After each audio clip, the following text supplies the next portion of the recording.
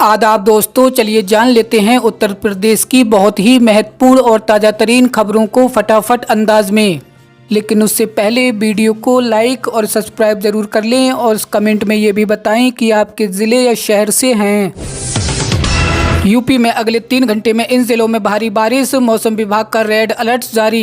प्रदेश में मौसम फिर बदल रहा है। प्रदेश में अगले 3 घंटे में कई जिलों में तेज हवा, गरज चमक के साथ भारी बारिश और आकाशीय बिजली गिरने की चेतावनी जारी कर दी गई है। इसके साथ कई जिलों में तेज हवा के साथ मध्यम बारिश और आकाशीय बिजली गिरने के आसार जताए गए।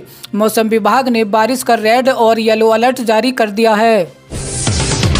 सरकार ने सभी पेंशन राशि दोगुनी कर दी। अब हर महीने मिलेंगे 2000 रुपये। जाने आवेदन की पूरी प्रक्रिया। इस योजना का लाभ लेने के लिए आवेदक भारत का निवासी होना चाहिए, साथ ही उनकी उम्र 18 से 60 वर्ष के बीच होनी चाहिए तथा बीपीएल श्रेणी के अंतर्गत आने वाले लाभार्थी ही इस योजना के तहत लाभ ले सकते हैं। साथ ही उनके परिवार का सालाना आय 2.5 लाख रुपए से कम होनी चाहिए और महिला के पास अपना खुद का बैंक खाता होना चाहिए। सभी युवाओं को मिलेंगे 2500 रुपये प्रति माह। यहाँ से करें आवेदन। बेरोजगार युवाओं के लिए सबसे बड़ी खुशखबरी। देश में बढ़ती बेरोजगारी की समस्या को दूर करते हुए सरकार ने एक नई पहल की, जिसके अंतर्गत लाखों युवाओं को आर्थिक सहायता दिया जाएगा। जी हाँ, बेरोजगारी भत्ता योजना, जिसके अंतर्गत अब देश के सभी योग्य बेरोजगार युवाओं को प्रत्येक महीने 2500 रुपये की आर्थिक सहायता मिलेगी। इस योजना के अंतर्गत 21 से 35 वर्ष के बीच की युवा आवेदन कर सकते हैं। शैक्षणिक योग्यता न्यूनतम 12वीं पास या स्नातक पास होनी चाहिए। रोजगार की स्थिति, वर्तमान में किसी भी प्रकार की नौकरी या स्वरोजगार सम्मिलित नहीं होना चाहिए। ई श्रम कार्ड धारकों को हर महीने मिलेंगे अब 3000 रुपये। ई श्रम कार्ड वालों के लिए बहुत बड़ी खुशखबरी। अब उनको हर माह मिलेंगे 3000 रुपये। ई श्रम कार्ड पेंशन योजना का सबसे बड़ा लाभ ये है कि 60 वर्ष पूरे होने के बाद श्रमिकों को नियमित पेंशन मिलती है। ये राशि हर महीने 3000 रुपये तय की गई है, यानी सालाना 36,000 रुपये सीधे बैंक खाते में ट्रांसफर किए जाते हैं। इस पेंशन से बुजुर्ग श्रमिक अपनी दवाइयाँ, खाने पीने और अन्य घरेलू खर्चों को आसानी से संभाल सकते हैं। इस योजना के अंतर्गत श्रमिकों को आवेदन करने के बाद कुछ प्रीमियम राशि भी देनी पड़ती है। प्रीमियम राशि उम्र के अनुसार तय होती है, जो 55 रुपये से 200 प्रति माह के बीच रहती है। ये छोटी सी बचत आगे चलकर बुजुर्ग अवस्था में बड़ी राहत बनकर सामने आती है। इस तरह योजना श्रमिकों को डबल सुरक्षा मिलती है। अब हर गरीब परिवार को मिलेगा 1,20,000 रुपये का घर बनाने का मौका। सरकार ने ग्रामीण गरीबों के लिए एक बड़ी राहत की खबर दी है। प्रधानमंत्री आवास योजना ग्रामीण 2025 के लिए नई लाभार्थी सूची जारी कर दी गई है। जिन लोगों का नाम इस सूची में है, उन्हें 1,20,000 रुपये तक की आर्थिक सहायता दी जाएगी, ताकि वो अपना पक्का मकान बना सकें। सरकार हाल ही में प्रधानमंत्री आवास योजना की नई लिस्ट जारी की है। इसमें उन सभी पात्र लोगों के नाम शामिल हैं जो सरकारी सहायता पाने के योग्य हैं। अगर आपका नाम इस लिस्ट में है तो आप बिना किसी देरी के आवेदन की प्रक्रिया पूरी कर सकते हैं। यूपी में इन 100 से ज्यादा विधायकों का टिकट काट सकती है बीजेपी। सियासी हलचल तेज। उत्तर प्रदेश में 2027 के विधानसभा चुनाव को देखते हुए भारतीय जनता पार्टी कोई कोर कसर छोड़ने के मूड में नहीं। बीजेपी ने इसकी तैयारी अभी से शुरू कर दी है। जल्द ही बीजेपी एक इंटरनल सर्वे शुरू करने जा रही है, जिसमें सभी विधायकों के परफॉर्मेंस की जांच परख की जाएगी। इस खबर से पार्टी के अंदर हलचल तेज हो गई है। माफिया अतीक अहमद के ड्रीम प्रोजेक्ट पर गरीबों के लिए बनेगा आशियाना, पीडीए का प्रस्ताव। माफिया अतीक अहमद जिस जमीन पर आलीशान शहर बसाना चाहता था, अब वहां गरीबों का घर बनाने की योजना बन रही है।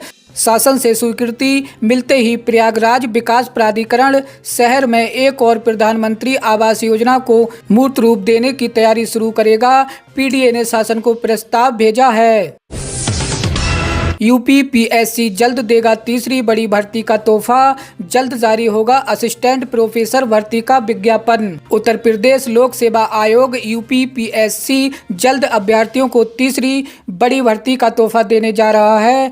एलटी ग्रेड शिक्षक व प्रवक्ता भर्ती के बाद अब राजकीय महाविद्यालयों में असिस्टेंट प्रोफेसर भर्ती का विज्ञापन जारी करने की तैयारी है। उच्च शिक्षा निदेशालय की ओर से उत्तर प्रदेश लोक सेवा आयोग को 28 विषयों में असिस्टेंट प्रोफेसर के 1253 पदों पर भर्ती के लिए ई अध्याचन भेजा गया है। अंतिम चयन की मेरिट लिखित परीक्षा और इंटरव्यू के प्राप्तांकों के आधार पर तैयार की जाएगी। ऐसे में असिस्टेंट प्रोफेसर के 1253 पदों पर भर्ती का विज्ञापन जल्द जारी होने की उम्मीद है।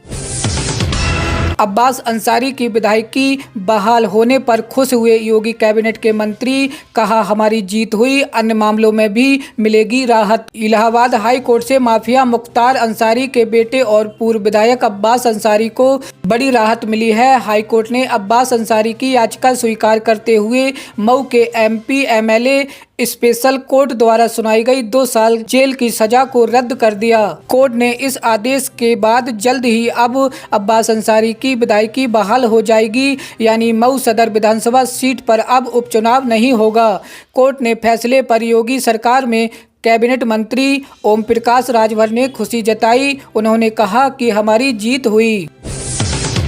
यूपी में योगी सरकार शुरू करने जा रही है बड़ा अभियान, डीएम को प्रतिदिन समीक्षा करने का निर्देश। उत्तर प्रदेश में फार्मर रजिस्ट्री को लेकर बड़ा अभियान शुरू होने जा रहा है। मुख्यमंत्री योगी आदित्यनाथ के निर्देश पर 16 सितंबर 2025 से प्रदेश भर में विशेष अभियान चलाया जाएगा। इस अभियान के तहत जिलाधिकारियों को फार्मर रजिस्ट्री की प्रगति पर प्रतिदिन समीक्षा करने के निर्देश दिए गए हैं। राजस्व विभाग को निर्देश दे दिया गया है कि राजस्व अधिकारियों को मानक कार्यप्रणाली उपलब्ध कराई जाए ताकि अधिकार अभिलेख में मालिकों के नाम को आधार के अनुसार सही किया जा सके।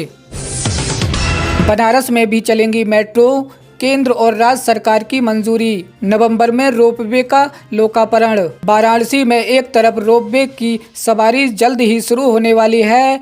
इसके लोकार्पण की तारीख करीब फाइनल हो चुकी है, तो दूसरी तरफ मेट्रो ट्रेन चलाने हैं। केंद्र और प्रदेश सरकार ने वाराणसी में मेट्रो संचालन की सैद्धांतिक मंजूरी दे दी है। शहर के विस्तार को देखते हुए इसे आवश्यक बताया गया है। जिला प्रशासन ने सर्वे के लिए राइट सहित अन्य कंपनियों से बातचीत शुरू कर दी है। सब कुछ ठीक रहा तो साल के अंत तक सर्वे शुरू करा दिया जाएगा।